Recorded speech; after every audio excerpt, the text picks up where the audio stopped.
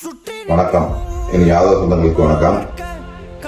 பொதுவாகவே ஒரு கருத்து உண்டு, எல்லா இடங்களிலும் நான் சொல்லக்கூடிய கருத்து, அரசியல் அரசு துறை இரண்டிலையும் அதிகாரத்துக்கு வந்தால் மட்டுமே தான் நம்ம நிம்மதியாகவும் பாதுகாப்பும் நமக்கான தேவைகளை பூர்த்தி செய்தும் வாழ முடியுங்கிற இன்னைக்கு கால சூழ்நிலை அமைஞ்சிருக்கு.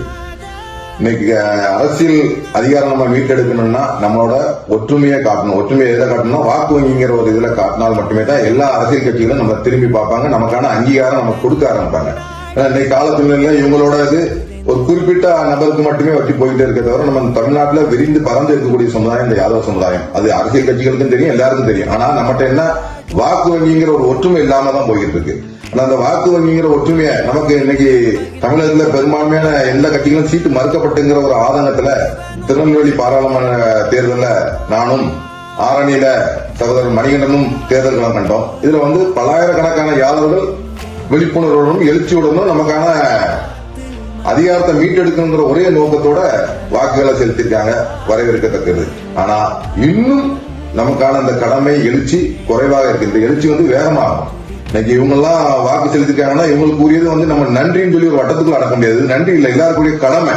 இந்த கடமையில சிலர் தவறியிருக்காங்க, சிலர் ஒன்றுபட்டிருக்காங்க. இந்த கடமை எழுச்சி ஒன்றுபட்டு இன்னும் மேன்மேலும் வளர்ந்தாதான் வருகின்ற சட்டமன்றம் நம்ம அதிகாரத்தை மீட்டெடுக்க முடியும். வருகின்ற 2026 சட்டமன்றத்துல இந்த ஆயிரக்கணக்கான வாக்குகள் லட்சக்கணக்கான மாறும் பட்சத்தில் தான் அரசியல் அதிகாரம் நமக்கு கிடைக்குமே தவிர நம்ம உட்கார்ந்துகிட்டு இருந்தா எதுவுமே நம்மளை நோக்கி வராது. இந்த நிலை மாறணும் அப்படிங்கிற நம்ம என்ன நடக்கணும்? இன்னைக்கு அரசியல் கட்சியில பயணிச்சுக்கிட்டு இருக்கவங்களுக்கு நான் ஒன்னே ஒண்ணு சொல்லிக்கிறேன், நீங்க எல்லாம் இந்த வாக்கு இவங்களுக்கு போகக்கூடாது, எங்க கட்சிக்கு வரணும்னு சொல்லி பாடுபட்டு இருப்பீங்க. ஆனா நீங்க பாடுபட்டாலும் இது உங்களுக்கு அதிகாரத்தை மீட்டெடுக்கமான அது இல்ல, தேர்தல் களத்துக்கு மட்டுமே தான் நீங்க பயன்பட்டு இருக்கீங்க.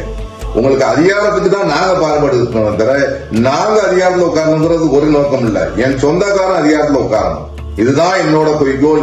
நாங்க இதுக்கு தான் பயணம் பண்ணிட்டு இருக்கோமே தவிர நீங்க இன்னைக்கு கட்சின்னு உழைக்கிறீங்களே, இந்த கட்சியில இருந்து உங்களுக்கு என்ன அதிகாரம் கொடுத்துருக்காங்க? ஒண்ணுன்னா ஒரு நபருக்கு இல்ல, எனக்கு இன்னைக்கு பறந்து கிருஷ்ணகிரியில இருந்து கன்னியாகுமரி வரைக்கும் இருக்கும். எல்லா மாவட்டத்திலையும் நம்ம அதிகாரத்தில் இருக்கக்கூடிய தகுதி நமக்கு இருக்கு, இருந்தும் மறுக்கப்பட்டு இருக்கு. இந்த நிலை மாறணும். என் சொந்தம் அதிகாரத்துல உட்காரணும், வெற்றி வாய்ப்பு பெற்று போனோம். சும்மா ஏதோ நின்னோம் ஓட்டு வாங்கணுங்கிற இதுல இல்ல, வெற்றி பெற்று அந்த அதிகாரத்துக்கு போன சட்டமன்றத்துக்கோ பாராளுமன்றத்துக்கோ வெற்றி பெற்று என் சொந்தம் போகணுங்கிற ஒரே நோக்கத்துல போயிடுங்க. நீங்க எந்த அரசியல் கட்சியில பயணிச்சிருந்தாலும் சரி, நீங்க வெற்றி பெறக்கூடிய சூழ்நிலை இருந்தா உங்க கட்சியில வருகின்ற 26 சீட்டு வாங்கிடுங்க. இல்லாத பட்சத்தில் நாங்க எங்களோட வாக்கு வங்கி என்ன இருக்குங்கிறத காட்டுறதுக்கு எங்களோட உணர்வை எப்படி இந்த மக்களுக்கு புரிய வைக்கணுமோ புரிய வச்சு கண்டிப்பாக சட்டமன்றத்தில் எங்களோட ஒற்றுமையை கண்டிப்பா நிலைநாட்டுவோம். இன்னைக்கு 1000 ஆயிருக்குது, கண்டிப்பா வரும் 26 லட்சமாக மாறும். கண்டிப்பா எல்லா அரசியல் கட்சிக்கும் அது ஒரு இந்த சமுதாயத்தோட ஒற்றுமையை நிலைநாட்டும் பிரதிபலிக்கும் கூறிக்கொள்ள விரும்புகிறேன். ஆனால் 26 சட்டமன்றத்தில் இருக்கும் யாதவ சொந்தங்கள் தமிழகம் முழுக்கும் யாதவ சொந்தங்கள் நம்ம எங்கெங்க பெரும்பான்மையா இருக்கோமோ அந்தந்த தொகுதியில நம்ம கண்டிப்பா களம் காண்றதுக்கு ரெடியா இருங்க. இந்த களம் ஒன்றுதான் நம்ம அதிகாரத்தை நமக்கு மீட்டெடுக்கும். நன்றி.